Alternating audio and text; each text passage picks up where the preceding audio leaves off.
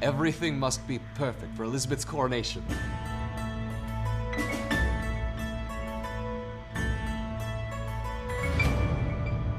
No one will stand in the way of our new queen. We shall see. A queen will rise.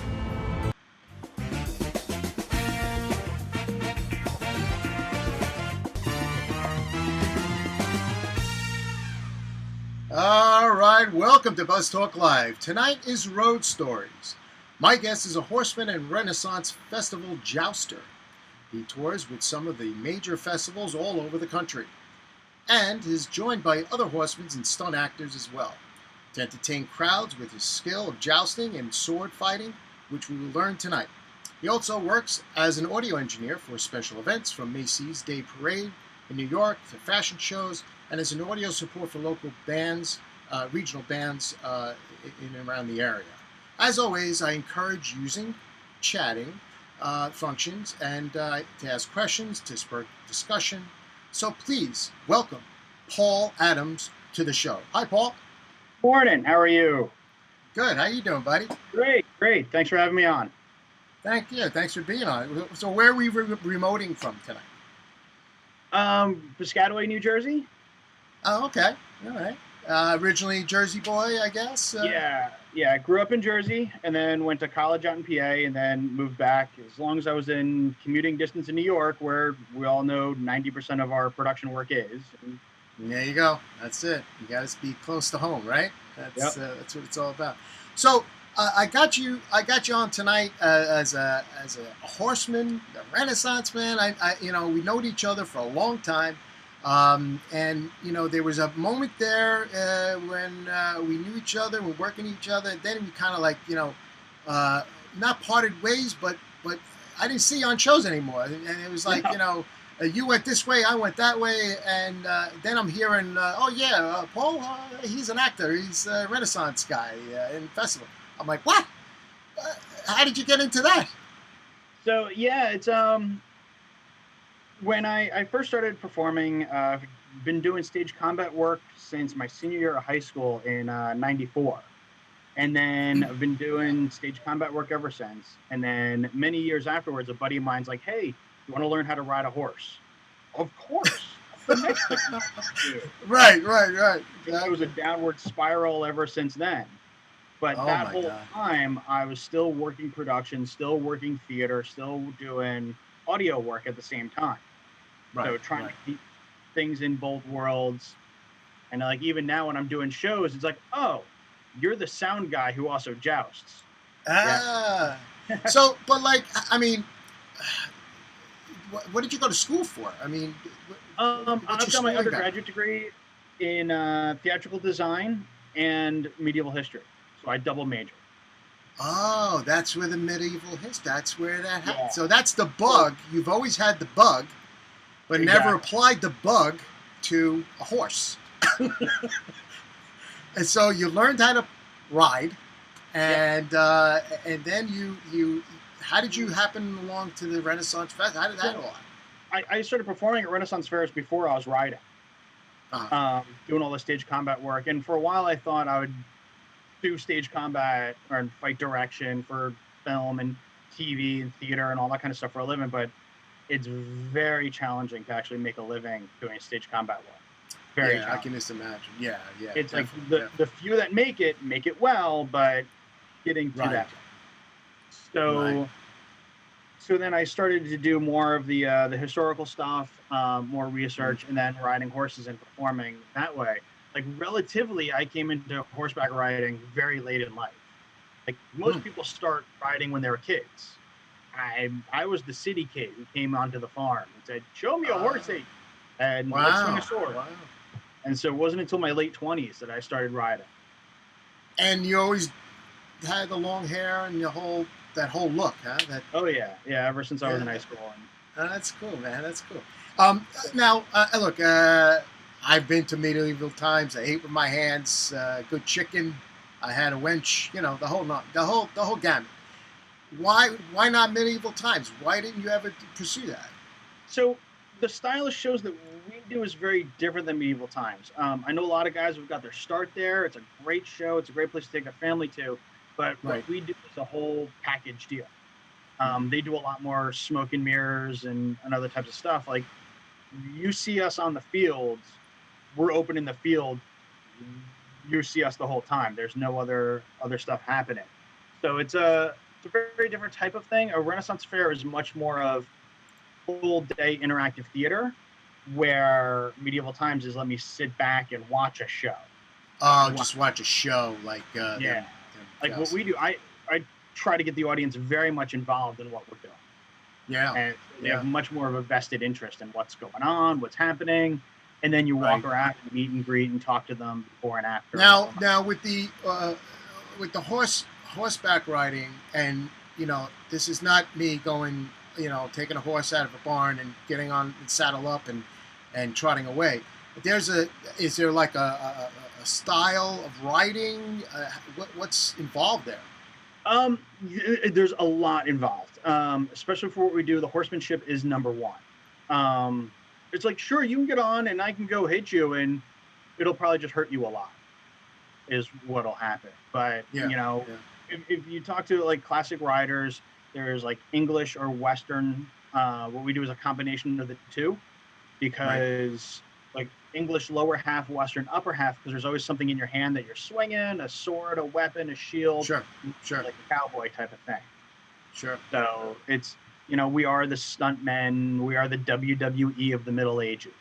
Well, yeah, I was gonna touch on that a little bit. Well, we'll get to that later in the show. But I mean, you mentioned it, so I'll go there. The WWE. So, with the two knights that are jousting one another, there is a winner and a loser that's predetermined before the show. Like the style that we do, yes. There are groups out there who actually legitimately try to knock each other off and go to town, and more power to them, because they usually then can't joust then a couple hours later. Sure. We do much more of a theatrical entertainment, because we've got to do the show 3 times a day, twice, like Saturday, Sunday, sometimes even more. So it's much more like the falls that we do are choreographed, rehearsed. And there are some parts of our show and some of the things we'll talk about later that aren't rehearsed, which are more skill-based. But the actual jousting portion is well rehearsed. So now with these festivals that you're plugged into, and you've been with the festivals for a while now, and I'll tell you, you're like a star, because you sent me some pictures, and I'm gonna put them up, and I'm gonna describe them to me, because you can't see them, but they're fantastic pictures, and so I have a track to it, and I'll just lower the audio down, because I'll mix that down. Hold on.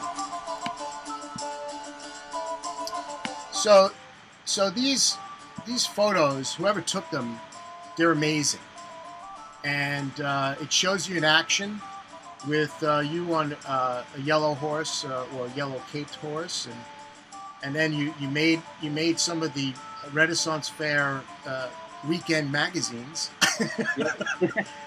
and then there's this old photo, or enhanced old photo of you with the whole crew of your family. Some really well produced photographs. I was pretty impressed. Yeah, a lot of the larger festivals will have professional photographers on staff, and who are amazing photographers and artists beyond anything that I could ever imagine. Yeah, they make us look great. Yeah, this stuff. I mean, you're on the cover there with looks like a girl, and so the Renaissance Fair is I mean, it's a big thing. Everybody knows of the Renaissance Fair, and so they have publications that they have, and there's some more shots, some action shots of you with the whole sword fighting. And then what's with these Star Wars? The Stormtroopers. They just came one day, and it was pretty entertaining. It's like, if you see somebody, you take advantage of the situation. Right, Get in right, the right. Yeah. You No, can't let an that's opportunity like that pass you by. so. What is your name in the show? Um, Usually Sir Angus. I usually play a Scottish character, mostly because of the red hair. But Oh, okay. we are theater types, so it's like if the script needs me to be whatever, then that's what we're doing. I see. So to help Okay. tell the story of what's happening at the rest of the pit. And So there is a story. There is a story that's told uh, during the performance. So Yeah. As I was going through these videos, there are other women that set up the scene of where the knights take over, and then they fight and all that. They recreate Yeah. 16th century medieval jousting. And then there's one with you rings. You're is that like Yep. target practice? What is that? Oh, it's something that we do for the audience. It's a game of skill. Like that's unchoreographed. It's how well you do is how well you do. Okay. The rings we use are varied sizes and held in the hands of the squires, and you try not to hit them. They really get upset when you hit them, Yeah, I bet. but it I happens. bet. Ring Wow. jousting like that's actually the state sport of Maryland. It's a state sport of Maryland. Yes. Is that right? Yeah, ring jousting, and they go for much smaller rings. Wow, And- that's a trivia question. Yep. Yeah. Wow, I never knew that. Okay. Yeah. So Well, we usually do a couple gaming type of things, and then that leads up to the joust. Right. That that was great. That photo album was fantastic. So getting back to the fight sequences that you have Mhm. with swords. Swords are pretty heavy. I imagine. Depending on what it is, anywhere between 3 and 5 pounds. Right, and so these swords, there's choreographed moves that you got to do with your opponent, and you just, I mean, basically it's you got to know when to duck and all that, right? I mean, Yeah, it's you got it's like any type of film work, TV work, whatever. It's very rehearsed. We know the fights, we know what's happening, where it's going, and all that kind of stuff. And then the acting part is selling the head, selling what happens, and all of that. So it's got it. Yeah, no, it's I have I'm showing It's like- two knights going at it with the swords, and you're describing it pretty well there. Yeah. So And the other big difference, like if you're watching a sword fight on like Game of Thrones, you're also adding in camera angles. So a lot of times those fighters are a lot farther away. But when right, you're watching it live, 15 feet in front of you, you actually Right. see the fighters are within distance. They will Right. like something goes wrong, something goes wrong. something goes wrong. Yeah. So we do have, oddly enough, we have some chats, and F. Salicito chimes in. He's like, "How hot are the chicks at the state fair?" Is it? I mean, are there? Well, you're married. Come on, stop. You're there as you are there as a character, as a entertainer. So yes, you go kiss the hand, you talk to the ladies, Of you course, do all right. of that. It's prop. Because- Yeah. Yeah, they want to see it. Of course. So the next video I have is That's my signal, knight! you Lay on! fighting.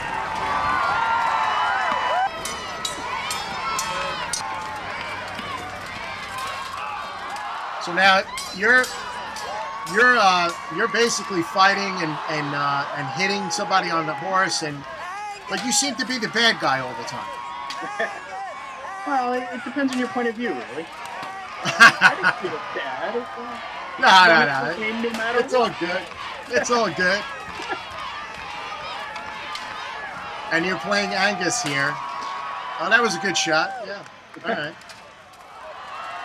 All right. There you go. And now you're getting punched tipped down to the count. Okay.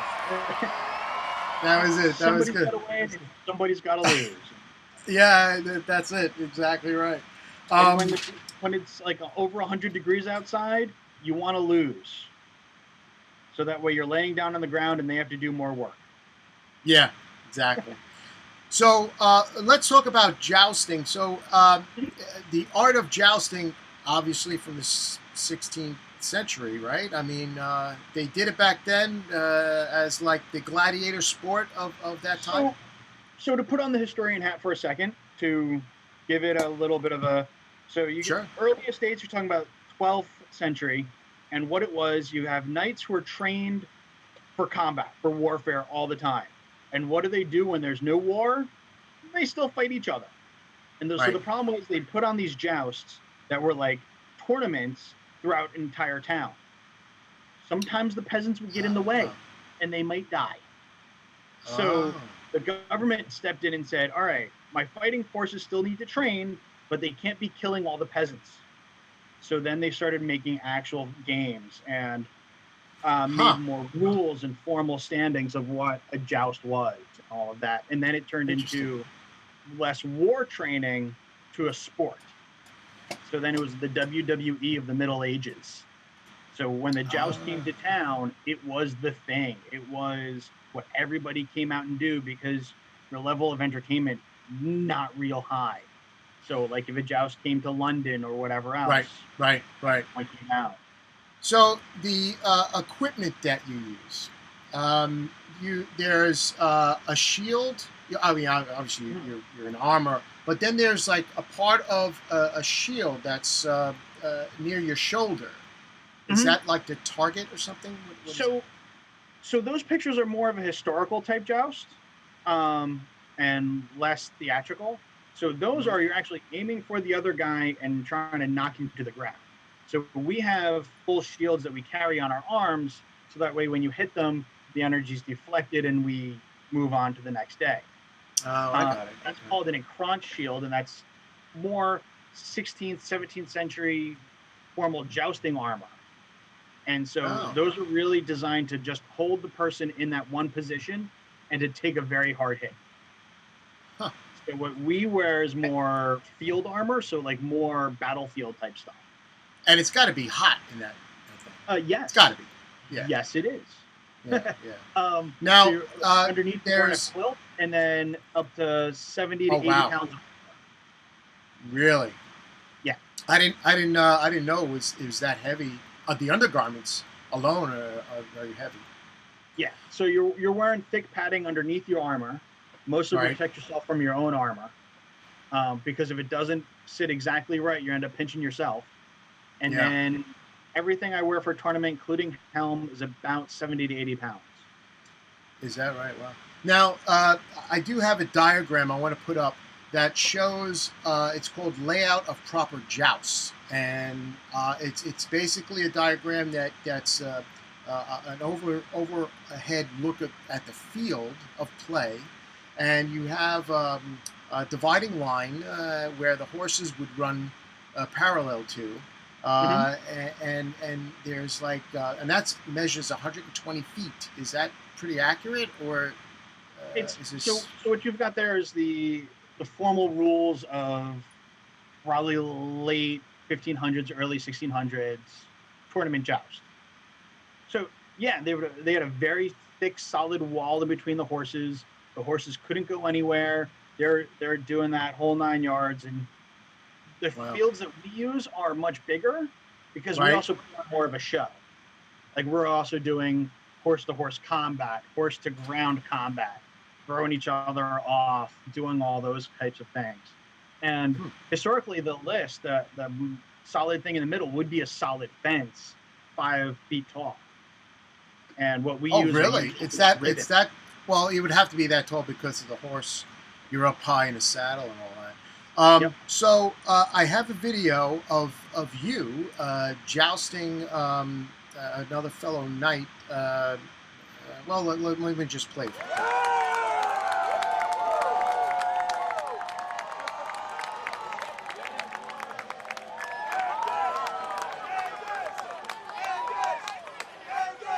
Looks like you're really hamming it up there. Oh, you know, you make it a stick. Yeah, definitely.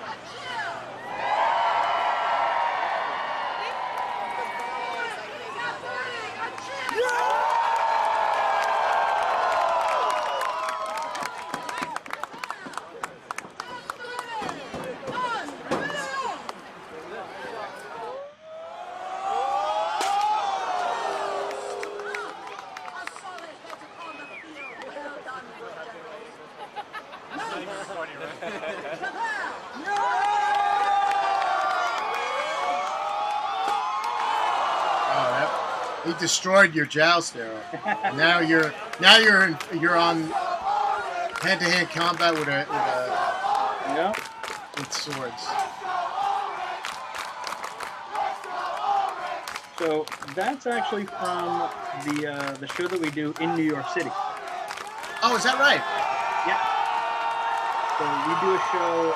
There's a one-day Renaissance fair put on by the city. It's a free event. Usually first Sunday in October, up at Fort Tyrone Park, up at the Cloisters Museum, and they estimate about 60,000 people show up that day. Is that right? So it's free. It's a free festival put on by the city. Yeah. Wow. And you say free in New York City, everyone shows up. Everybody shows up, right? Not now, but everybody will No. show up someday. No. So I noticed that with the whole helmet thing. The vision is like you got like no vision. How do you do that? The horse disappears. Like I can't see from the bottom of my nose down. Oh, wow.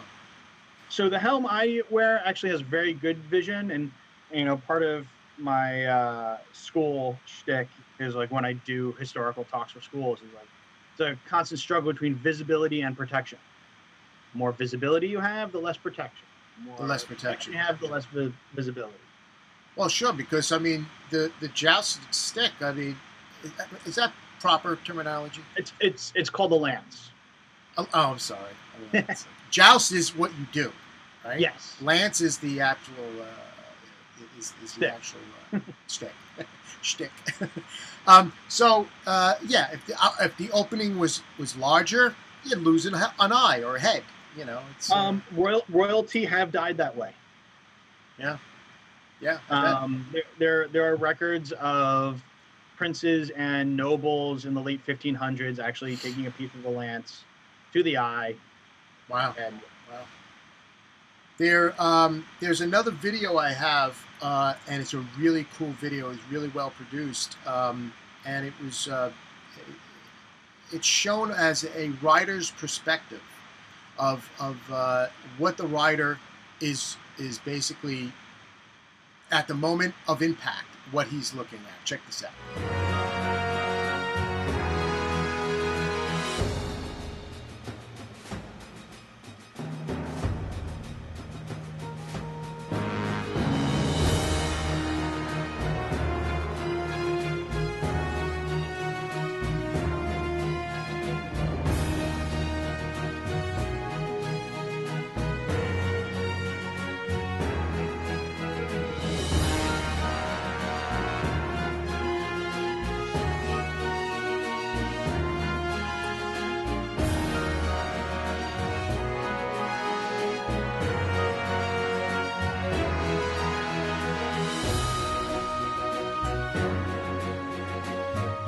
So that's some really cool stuff. Yeah. I saw that. I'm like, I gotta use this.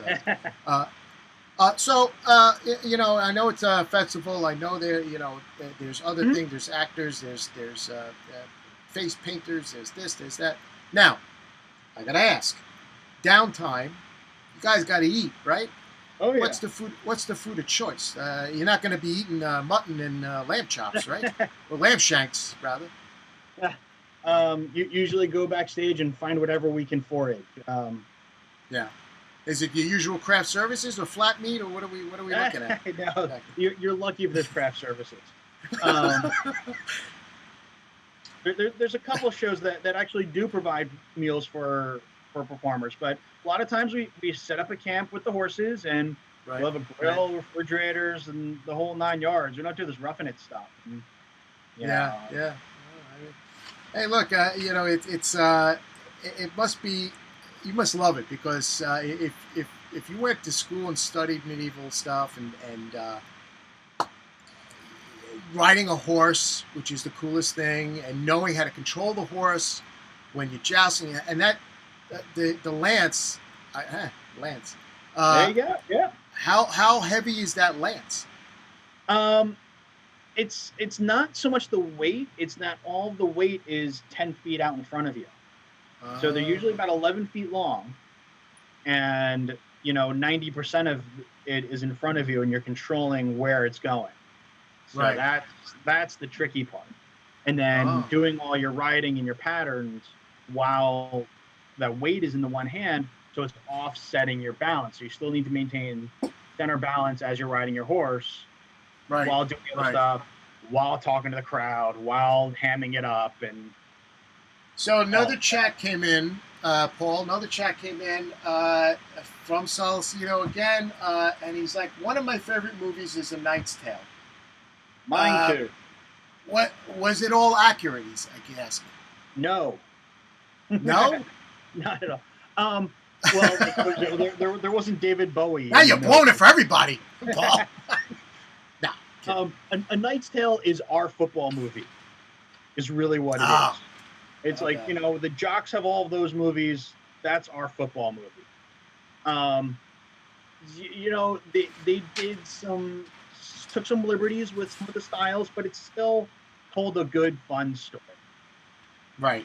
And that's where it is. And they're the one guy is supposed to be Geoffrey Chaucer and the Black Prince and the this and that, but it's a lot of fun. None of the extras spoke English. All of the lances were filled with spaghetti. You couldn't find spaghetti in Eastern Europe for about a year. After that movie was filmed.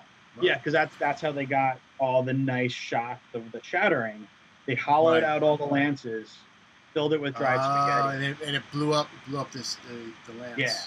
Now you do that in your show too, right? I'm sure. We do breakaway lances, but again, because it's theatrical, you square them ahead of time, you hit right, it makes it all look fancy and pretty, just like any kind of breakaway table or thing you see on stage. And the swords, the swords that you use, they're real swords, correct? It's real steel. It's unedged, so it doesn't have an edge, but it's still 3 to 5 pounds of steel I'm swinging at you. It'll still hurt. So it's like any kind of stunt work. When done right, it's awesome. When done wrong, it hurts. Yeah. So what's next for you as far as, I mean, obviously in the state that our nation's in right now, it's kind of hard to think about jumping back on a horse and jousting. When do you think that's going to come back, or have you heard anything? Who knows? There's a lot of shows have canceled, of course, because it's contrary to the whole idea of a Renaissance fair to social distance, because everybody is close and a lot of alcohol, a lot of people have good times sitting close in theater. Right. A lot of shows have pushed back to September, October. Hopefully something can happen then. So, everyone across the country is in a wait and see kind of pattern. But still go out and ride and train, and not much else I can do right now, so I just go to the barn. So now, I was going to ask about that. So you do own a horse? I do own my own horse, yeah. Okay, and so all your garb or your metal, and that's all someplace else, because I couldn't help to see in your background. I'm thinking I'm going to have a medieval time look back there, but I'm not seeing it. It's not coming through. A couple of the rooms in the house, there's your classic paintings and all that kind of stuff, but no, most of it's in my horse trailer. So like the front half of the horse trailer is tricked out, the living space. And so it's all in there. Am Knight ready to travel. Yeah, well that's and you always go by Angus, or is that just well, most of the time, but if the script or the producers really want a certain character or a certain thing, whatever. We're all here to tell a story and have the audience have a good time. All right. So you're waiting on things to open up in the country, and hopefully we can get there sooner than later. There's things happening in the news that's hopefully promising, and we can get there quickly. We hope. So this show can end. I'm kidding. But because I got to get back to work. Yeah. Who's kidding who here? Yeah, no.